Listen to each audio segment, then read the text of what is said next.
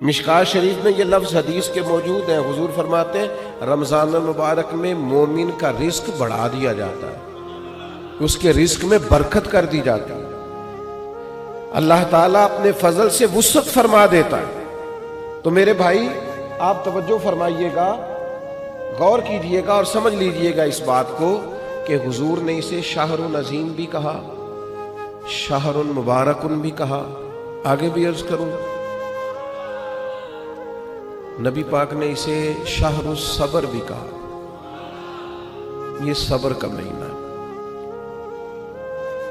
اس میں صبر کرنا ہے، کھانے پینے سے بھی صبر کرنا ہے، نفسانی خواہشات سے بھی صبر کرنا ہے، غصہ آئے تو پھر بھی صبر کرنا ہے، کوئی تکلیف پہنچانا چاہے تو پھر بھی صبر کرنا ہے، کچھ جھگڑا کرنا چاہے تو پھر بھی صبر کی جزا جنت ہے.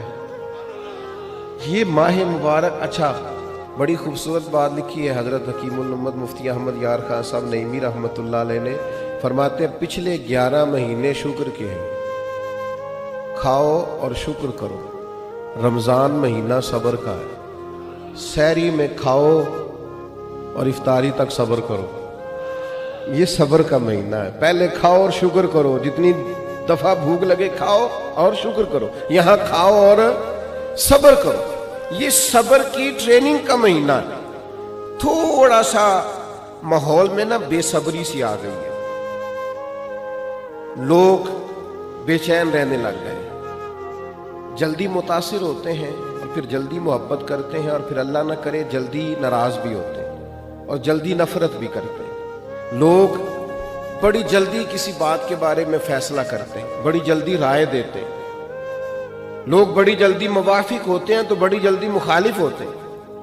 لوگ بڑی جلدی بدگمان ہوتے ہیں. صبر نہیں رہا، حوصلہ نہیں رہا. حالانکہ قرآن مجید میں 100 سے زیادہ مرتبہ کم و بیش صبر کا بیان ہے،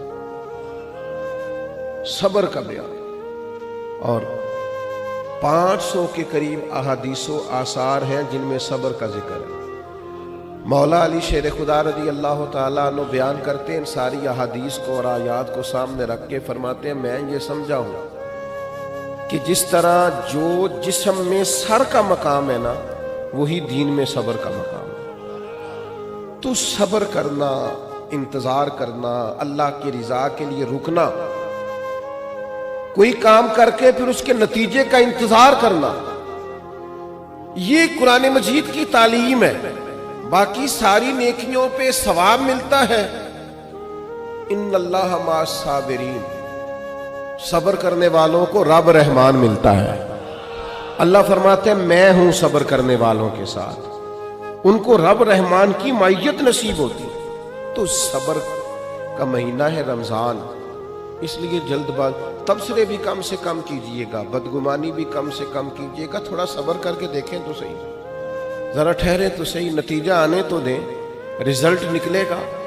لیکن حوصلہ، اطمینان اور یہ جو خاموشی ہوتی ہے یہ بڑا طوفان ہوتی ہے.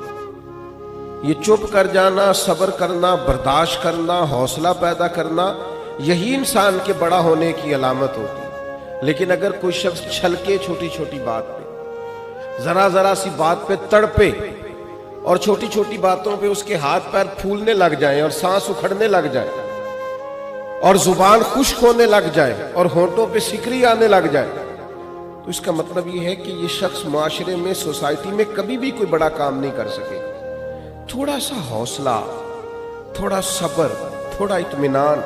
کسی سیرت نگار نے بڑی خوبصورت بات لکھی ہے، کہتے مکے والے لوگ دشمن بن کے حضور کے مقابلے میں نکلے اور محبوب نے اتنا صبر کیا، اتنا صبر کیا کہ حضور کے صبر نے ان سارے دشمنوں کو نبی پاک کا غلام بنا دیا.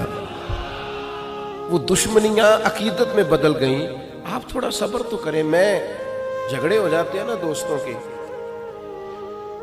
اور کبھی گھروں میں بھی، بعض اوقات خاندانوں میں بھی جھگڑا ہو جاتا ہے، تو میں کہتا ہوں ذرا کومنٹس تھوڑے سے تھوڑے کرنا، رد عمل ذرا کم سے کم دینا، اس لیے کہ اس کام کی ہونی تو آخر میں سنا ہی ہے.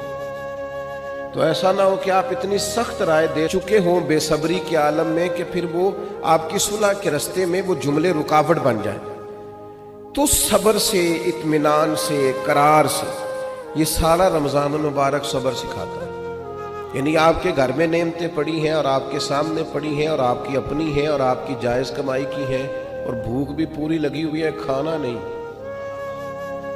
صبر کرنا ہے. رب کا جب تک حکم نہیں نہ آتا, افطار کا ٹائم نہیں ہوتا, اتنی دیر تک کھانا, یہ صبر ہے. تو یہ صبر ہی پھر انسان کو محرمات پر صبر سکھائے گا.